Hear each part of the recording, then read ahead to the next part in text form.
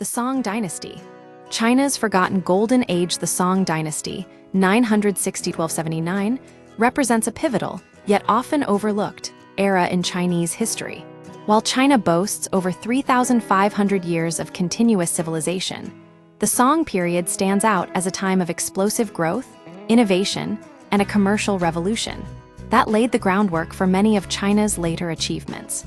This was an age where China was arguably the most advanced civilization on Earth, decades or centuries ahead of the rest of the world in many fields. The foundation: population growth and agricultural revolution.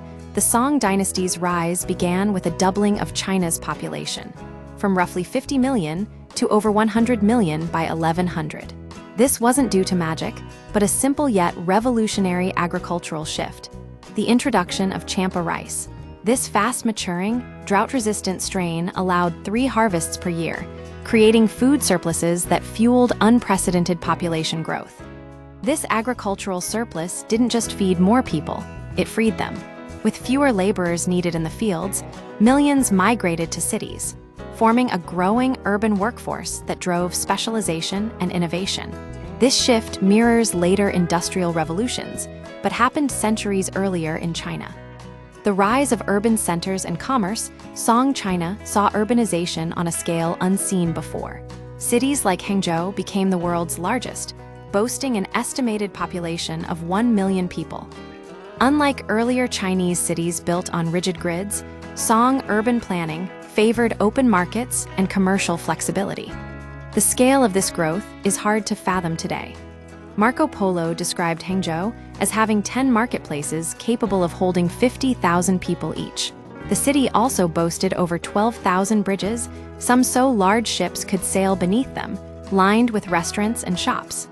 This commercial boom was facilitated by the world's first government-issued paper currency, the Jiaozi. Prior to this, transactions relied on heavy copper coins, but with expanding trade, this became unsustainable. The Jiaozi, backed by the government and convertible to coins, streamlined commerce and paved the way for more complex financial systems. This innovation, while eventually undone by counterfeiting, was centuries ahead of its time. Technological innovation. A world ahead, the Song dynasty wasn't just about commerce. It was a period of intense technological innovation that often predated similar developments in Europe by centuries. Movable type. Long before Gutenberg, Bai Sheng invented movable type printing in the 11th century, though it didn't gain the same traction as later European printing presses. Gunpowder warfare. While gunpowder existed earlier, the Song standardized its production and applied it to weapons. They built grenades, catapults, firearms, cannons, and even landmines, giving them a significant military advantage. Navigational compass. The Song perfected the navigational compass, featuring a circular dial marked with degrees, revolutionizing maritime trade and exploration. This technology would later influence the age of exploration in Europe. Industrial proto-revolution. The Song came close to an industrial revolution, driven by large-scale iron and steel production.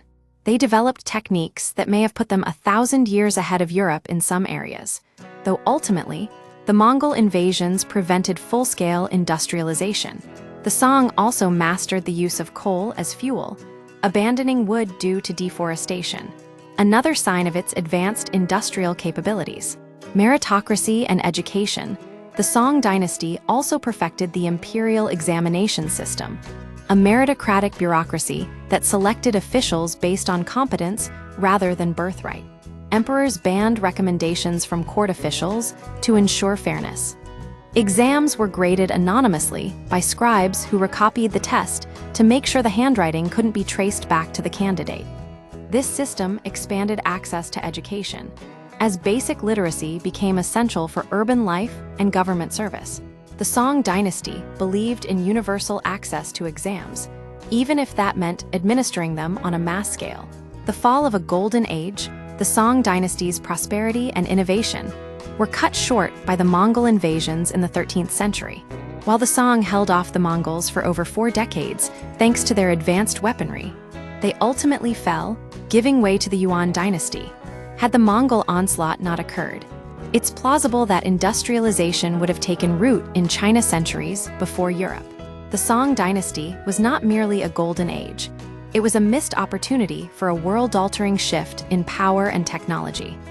The Song Dynasty demonstrates that China was once the global leader in innovation, commerce, and governance. Its legacy, though often overshadowed, remains a testament to a period where China truly stood alone at the forefront of civilization.